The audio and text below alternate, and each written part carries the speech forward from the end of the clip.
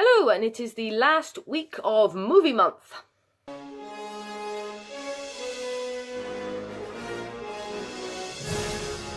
So I've reviewed a current movie, I've reviewed an old movie part of a series, and I've talked about some of my favourite movies. So I thought, to close it all off, instead of doing another movie review, I would talk about something that's very important to movies, and one is so essential you can't really have a movie without it.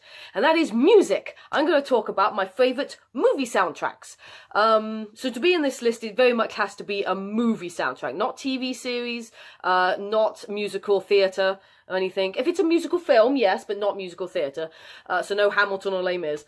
And it also has to be not Disney, because I could make a whole list of Disney soundtracks. So I'm sort of discounting anything clearly Disney. So yeah, and of course music, as I said, is so important. Sometimes some films are so much more memorable and more successful because of the soundtrack. Whether they are actually sung or whether it's just songs, like well-known pop songs included in it. Either way, they are just as well known as the film themselves. And like I said, sometimes they make them just as iconic. Sometimes the soundtrack is just as iconic as the film. So, yeah, I'm going to talk about my 5 favourite soundtracks, going back to that old thing. But I'm also going to, because I've got so many other soundtracks I like, I thought I'd do some runners-up first. So, Nightmare Before Christmas, which, let's face it, is very popular one around Halloween or Christmas. Such catchy songs, and such lovely instrumental music as well. Bugsy Malone, which I absolutely love. Bugsy Malone, the film. I grew up watching this. I grew up listening to it. There's not a single song on here I don't like. It's really good. Sounds like it was from the 20s, even though it's a 70s film. And Fiddler on the Roof, the movie soundtrack to Fiddler on the Roof, which I got really into way back when I was still at uni. It has got a few songs that I'm a bit about, but it does have some very memorable songs. It is very good. So yeah, let's talk about my actual 5 favourites, starting with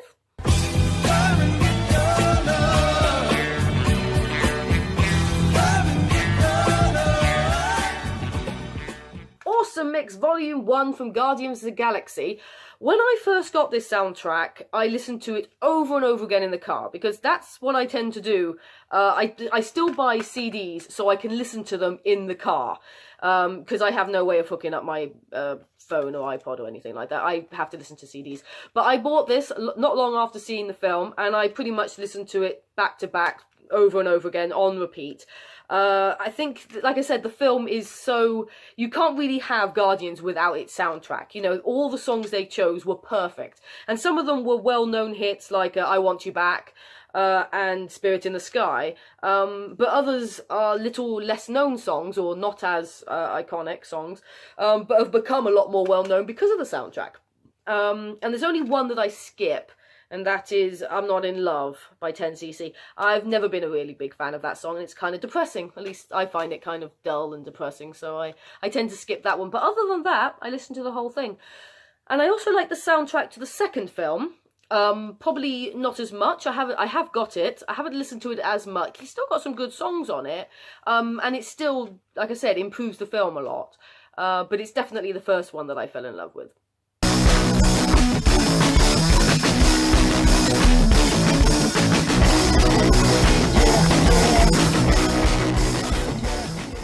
So next we have Scott Pilgrim versus the World. This is one of those films that I knew nothing about when I went to see it at the cinema. Literally nothing. Didn't even know it was a graphic novel. Found I really enjoyed it. And also, of course, I really enjoyed the music. So this was the soundtrack to my 2010, pretty much. Because I just bought a car. So this was, I just had to buy a new car, actually. And this was pretty much one of the first CDs I listened to it. And I listened to it on repeat over and over again that whole entire summer. And again, it's got some really good, like, original songs for the soundtrack. It's got some really weird stuff, because it's got one that's like, what is it, I'm sad, I'm so, what is it, no, what's it called? Yeah, We Hate You, Please Die. And it's like a song that's like 2 seconds long, and that's kind of the joke, but it's part of the film. But it's also got like classic songs like Rolling Stones song Under My Thumb. It's got a good version of By Your Side, but I think it was by Saya. I'm not sure. But this one's actually got a really nice version that grew on me. And of course, I really do love the theme to this. Just the Sex Bomb song, or the Scott Pilgrim song. The actual soundtrack is really good, and I love the 8-bit song at the end. The Threshold 8-bit, that's really cool. And there's not many songs on here I skip. In fact, I don't think I skip any of it. So, that's cool.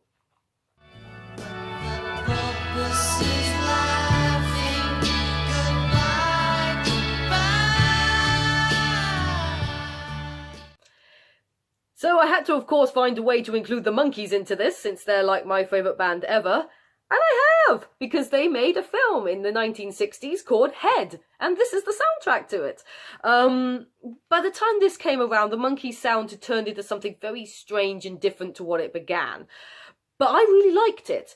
It's got a very good variety of different sort of songs. It's got a sort of jaunty song, it's got a slow song, it's got some dancey songs, and all of them sing. So even though not all of them were known for singing, like Peter Tork rarely sang, he does sing a song on this one, and it's a good song. It's a good upbeat song. Davey sings a really good song called Daddy's Song, which is kind of weird, but it's cool. As far as the songs, how they match to the film, well, the film itself was just a complete drug-induced, I don't know. It's a really weird film. I've seen it a few times. I do actually like it in its weirdness, but then I really like the Monkees, so of course I'm going to like it in some form. But I thought the music is the best thing about it. And it is the most memorable thing. And Pauper's song, I love Pauper's song. But you've got to listen to the one with the extended solo at the end, because the song sort of stops and then this instrumental bit starts up. And annoyingly, there are some versions that don't have that lovely instrumental bit at the end, and those are the versions I do not like.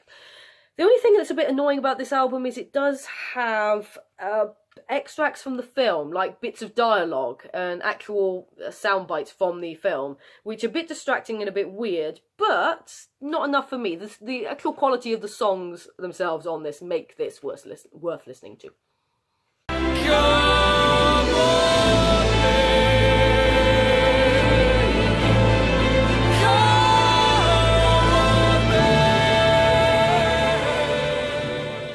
Moulin Rouge. This is actually a 2 CD set, which has the music from the film. I saw the film for the first time, I think, just before I went off to uni, and I got the soundtrack, and I used to listen to this on the way to uni, on the bus, on my CD player. I used to listen to this on repeat, and I used to sing it along with my friend Selena, who's also a really big fan of Moulin Rouge, and I got to see it at Secret Cinema last year, which was really awesome. But yeah, the soundtrack is just great. I mean, a lot of them, again, are songs that we recognise. Like, there's a version of, what's his name? Elton John's Your Song. And, of course, there's Lady Marmalade. Basically, every song on this is in a different version. But it works. The versions they make up for this they work so beautifully. And like I said, I much prefer this Ewan McGregor's take on Your Song than Elton John's. Maybe Marmalade is a really fun, upbeat song. There are a few that I don't like on here and that I do skip.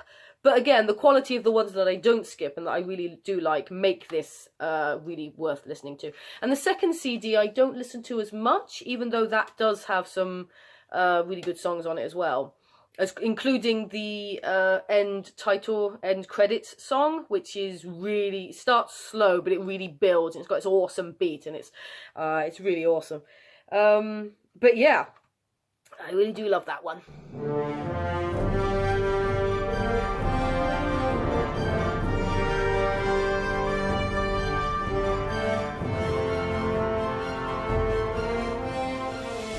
And the last one I can't actually find the CD of. It's somewhere here and I can't be asked to spend all evening trying to find it.